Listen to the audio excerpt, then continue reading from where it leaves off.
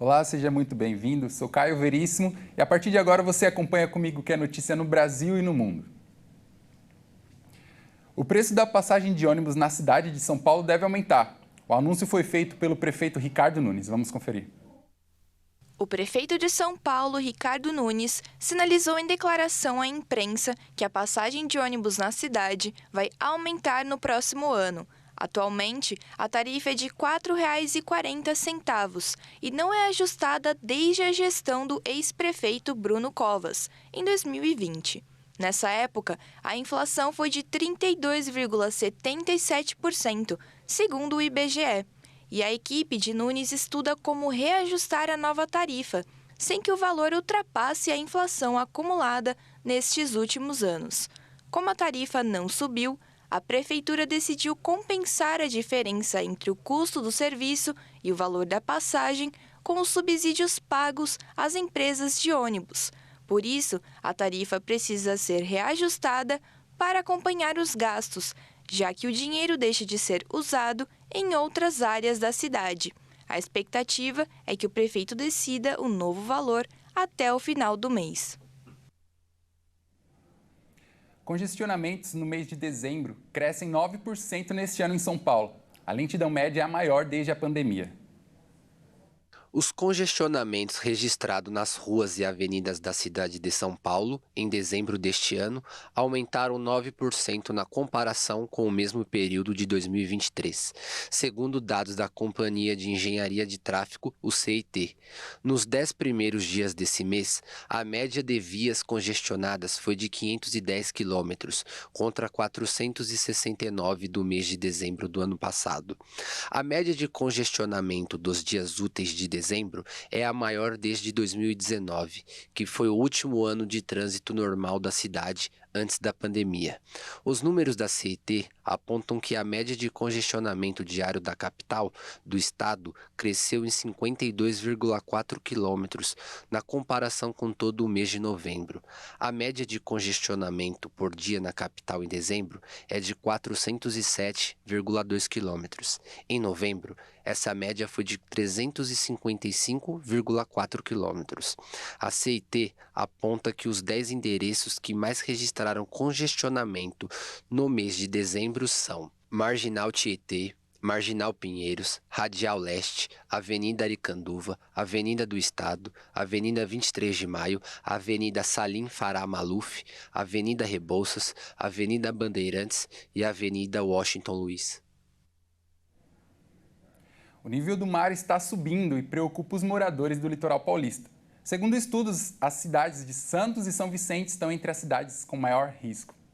Os efeitos climáticos da poluição atmosférica e o derretimento das geleiras são os principais responsáveis pelo avanço do nível do mar no mundo inteiro. E o litoral paulista já está sofrendo esses efeitos. O avanço do mar já afetou 2 cidades, enquanto outras enfrentam perigo de terem suas regiões urbanas atingidas pelas ondas devido ao aumento das temperaturas. Segundo a Organização das Nações Unidas, a cidade de Santos e São Vicente podem perder mais de 5% de sua área habitável até 2050, daqui a 26 anos. Estudos da Universidade de São Paulo apontam que o mar já subiu pelo menos 20 centímetros no litoral desde o início da série histórica, nos anos 50. Diante desse cenário, as prefeituras do litoral de São Paulo têm atuado em diferentes frentes para conter o avanço do mar, a implantação de barreiras submersas e muros, além da preservação das vegetações, estão entre as medidas que vêm sendo adotadas em Santos, Guarujá, Praia Grande, São Vicente, Mongaguá, Ubatuba e Ilhabela.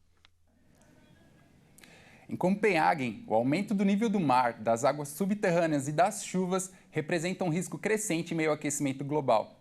Por isso, a capital dinamarquesa tenta se adaptar e proteger as áreas urbanas das mudanças climáticas com uma palavra em mente: sinergia. Ameaçada pelo mar, pelos aquíferos e pela chuva, Copenhague decidiu se adaptar às mudanças climáticas. Com mais de 300 projetos em andamento, a capital dinamarquesa trabalha para se proteger de inundações, um desafio em uma cidade perigosamente propensa a ser submersa. O Karens Mind Park é um bom exemplo.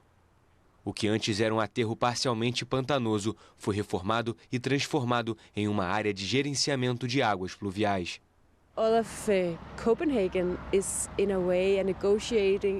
Toda Copenhague está de certa forma em negociação com o ciclo da água, como essa zona úmida que foi drenada e assim por diante. Então você poderia dizer que não é uma coisa nova gerenciar a água de maneiras diferentes. Mas a novidade é que estamos começando a entender que precisamos fazer isso em diálogo com a natureza e não apenas controlando a natureza. Para a capital dinamarquesa, construída às margens do Estreito de Øresund, a água sempre foi a maior ameaça, principalmente agora, devido às mudanças climáticas. A cidade pode ser submersa pela água da chuva. O Instituto Meteorológico local prevê um aumento na precipitação de 30% a 70% até 2100. O perigo também vem do aumento do nível do mar, 42 centímetros em média até o final do século, e dos aquíferos. Como a Dinamarca é tão plana e, por exemplo, Copenhague costumava ser um campo de sal, então o lençol freático já está bem alto. Assim, quando o nível do mar sobe e há muita água da chuva, o lençol freático também sobe. Por isso, você pode dizer que a água está vindo de 3 locais ao mesmo tempo. Em um caminho de pedra, no Karensminde Park, há 3 entradas de drenagem. É nesse local que a água da chuva coletada na área circundante flui para um lago artificial a algumas centenas de metros de distância. A água é interceptada nas áreas urbanas e então transportada para o eixo Karensminde. Ela será tratada quando passar pelo Triggle Meadow. Então, aqui podemos armazená-la e finalmente deixá-la voltar para o porto. Ao redor do lago artificial, a natureza floresce em sinergia com o gerenciamento de águas pluviais e outros benefícios. Autoridades desejam melhorar a biodiversidade e combater as ilhas de calor urbanas, mas, ao mesmo tempo, oferecer aos cidadãos um ponto de encontro, um espaço verde onde eles possam se reunir. Podemos armazenar a água da chuva e também ter mais natureza na cidade. Podemos aumentar a biodiversidade, ter mais pássaros, mais peixes, mais patos, como você pode ver. Esse é o truque sobre uma solução baseada na natureza. Lidar com um grande problema para a cidade, como chuvas torrenciais, evitar danos e resolver algumas outras situações ligadas ao aumento da biodiversidade, abrindo mais pontos de encontro para os cidadãos. A cidade iniciou todo esse trabalho em 2008, identificando suas vulnerabilidades, principalmente as inundações. Dependendo do bairro, as soluções variam. Em mais de uma década, a topografia da capital, que tem 650 mil habitantes em seu núcleo urbano, mudou significativamente, e não apenas na superfície. Túneis foram criados como rodovias subterrâneas para a chuva em bairros onde a urbanização não permite o gerenciamento direto da água. Um trabalho de sinergias que visa o hoje, o futuro e que a população já agradece. E olha só essa história incrível. Depois de tantos desafios na vida, uma idosa de 90 anos conseguiu se formar na faculdade. Vamos ver.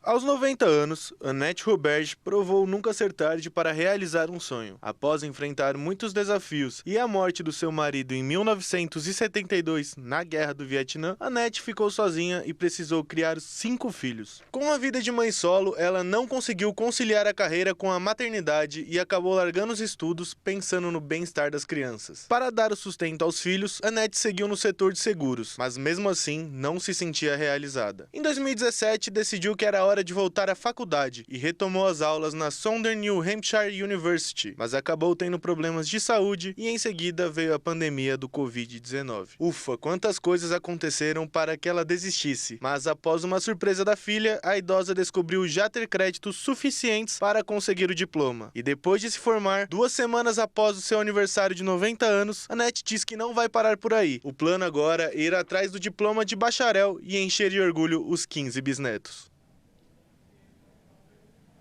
Bom, essa edição fica por aqui. Muito obrigado pela sua companhia. Um ótimo dia a você e até mais.